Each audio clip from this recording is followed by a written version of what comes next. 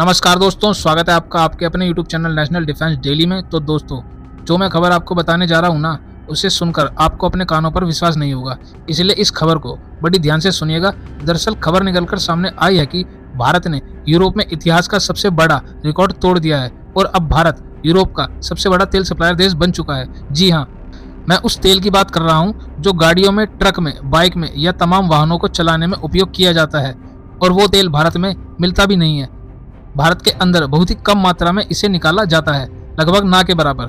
ये ज़्यादातर अरब देशों में निकलता है, जैसे कि सऊदी, यूएई, ईरान, इराक, इन देशों में ये ज़्यादा निकलता है। लेकिन अब भारत ने इसी तेल को यूरोप में इतना बेच दिया है कि अरब देशों को भी पीछे कर दिया है। लेकिन अब सवाल ये उठता है कि भारत किस प्रकार से यूरोपियन देशों को तेल भारी मात्रा में बेच रहा है और भारत कहां से तेल लाकर किस प्रोसेस के तहत यूरोप की मार्केट में इसे बेच रहा है। हर एक चीज की बहुत ही बारीकी से जानकारी दूंगा, साथ ही अमेरिकी मार्केट को लेकर भी एक बड़ी खबर है, वो भी बताऊंगा। लेकिन उससे पहले आप जरा ये फोटो देखिए। दरअसल पिछले 2 दिन से ही पूरे अमेरिका में और साथ ही यूरोप के लगभग हर एक देश में इसी प्रकार की जो इमेज है वो वायरल हो रही है, तेजी से सर्कुलेट हो रही है। और इन इमेज के जरिए आप साफ पता लगा सकते हैं कि मामला है क्या। दरअसल इन इमेज में यह बताया जा रहा है कि भारत पश्चिमी देशों को रूस का तेल बेच रहा है, लेकिन यह काम तो पिछले कई महीनों से हो रहा है। अब ही इस प्रकार की इमेज सामने क्यों आई? दरअसल इसका कारण यह है कि 2 दिन पहले ही रिपोर्ट आई है और इस रिपोर्ट ने पूरे पश्चिमी देशों की तमाम मीडिया में भूचाल लाकर रख दिया है। दरअसल आप रिपोर्ट देख भी सकते हैं कि आज इंडिया यूरोप का लार्जेस्ट रिफाइंड ऑयल सप्लायर देश बन चुका है। लेकिन यह रिफाइंड ऑयल या फिर रिफाइंड फ्यूल है क्या? दरअसल जो जमीन से तेल निकाला जाता है उसे कहा जाता है कच्चा तेल या फिर क्रूड ऑयल। उसे आप डायरेक्ट अपनी गाड़ी में या फिर ट्रक में डालकर इस्तेमाल नहीं कर सकते, उसे रिफाइंड करना पड़ता है। और रिफाइंड करने का काम होता है बड़ी बड़ी ऑयल रिफाइनरी में। और ऑयल रिफाइनरी एक ऐसी चीज होती है जो बहुत ही ज्यादा महंगी होती है। उदाहरण के लिए एक नॉर्मल सी रिफाइनरी बनाने में कम से कम 3 से लेकर $4 बिलियन का खर्च आता है। भारतीय रुपए में बताऊं तो लगभग 25 से लेकर 30 हजार करोड़ रुपए में एक ऑयल रिफाइनरी तैयार होती है। और इतनी ज्यादा महंगी होने की वजह से दुनिया के सभी देश इसे अफोर्ड नहीं कर पाते। कुछ चुनिंदा देशों के पास ही ऑयल रिफाइनरी होती है। और यह ऑयल रिफाइनरी करती क्या है?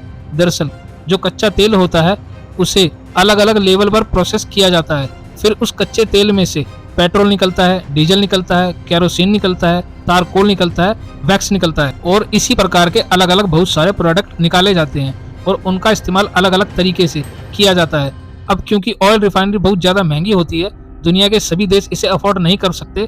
इसीलिए आपने देखा होगा कि दुनिया के जो ज़्यादातर देश हैं वो क्रूड ऑयल नहीं खरीदते, कच्चा तेल नहीं खरीदते, वो रिफाइंड तेल खरीदते हैं। यानी कि अगर उन्हें डीजल चाहिए तो वो डीजल खरीद लेंगे, पेट्रोल चाहिए तो वो उस देश के पास जाएंगे जिसके पास रिफाइनरी हो और उससे डायरेक्ट अपनी ज़रूरत के जितने भी पेट्रोलियम प्रोडक्ट होते हैं वो खरीद लेते हैं। अब भारत, अगर आप देखें तो एशिया में एक ऐसा देश है जिसके पास दुनिया की सबसे बड़ी रिफाइनरी मौजूद है, गुजरात में।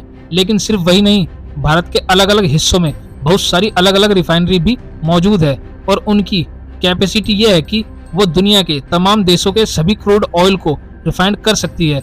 जैसे कि रशिया का जो तेल होता है उसे कहते हैं रशियन यूराल, उसके लिए एक अलग प्रकार की रिफाइनरी की जरूरत पड़ती है और वो भारत के पास है उड़ीसा में।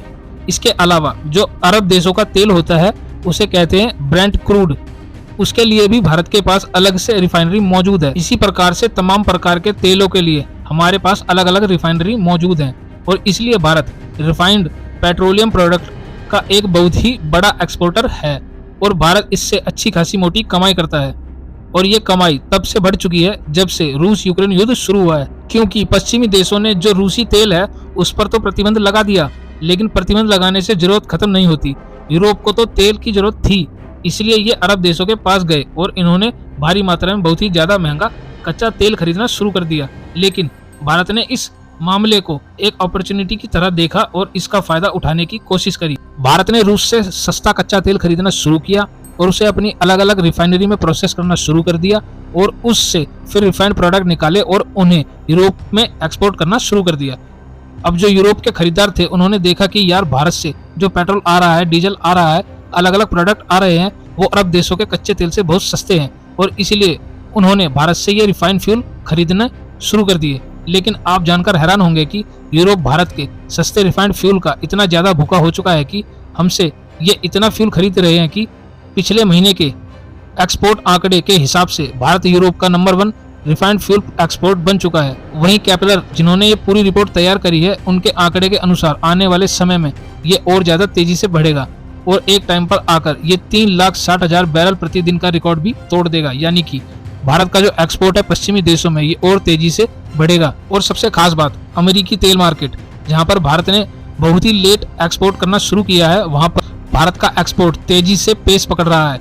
और कैपलर के अनुसार अगर वहां भी भारत का एक्सपोर्ट इसी रफ्तार से आगे बढ़ता रहा तो वो दिन ज्यादा दूर नहीं जब भारत अमेरिका के अंदर सबसे बड़ा रिफाइंड फ्यूल एक्सपोर्टर बनकर उभरेगा।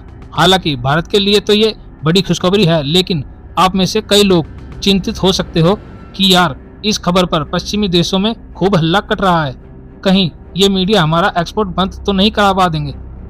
तो देखिए, ऐसा कुछ भी नहीं होने वाला। ये लोग तो रूस यूक्रेन युद्ध के 1 महीने बाद से ही हल्ला काटना शुरू हो चुके थे, लेकिन तब से लेकर ये अब तक भारत को रोक नहीं पाए। भारत का एक्सपोर्ट दिन दुगनी रात चौगुनी रफ्तार से आगे बढ़ रहा है और ऐसे ही बढ़ता रहेगा। हालांकि इस मामले पर चाहे जैसी भी हो, मैं आपको खबर देता रहूंगा। आप बस चैनल को सब्सक्राइब करके रखना। फिलहाल इस वीडियो में इतना ही। Thanks for watching the video.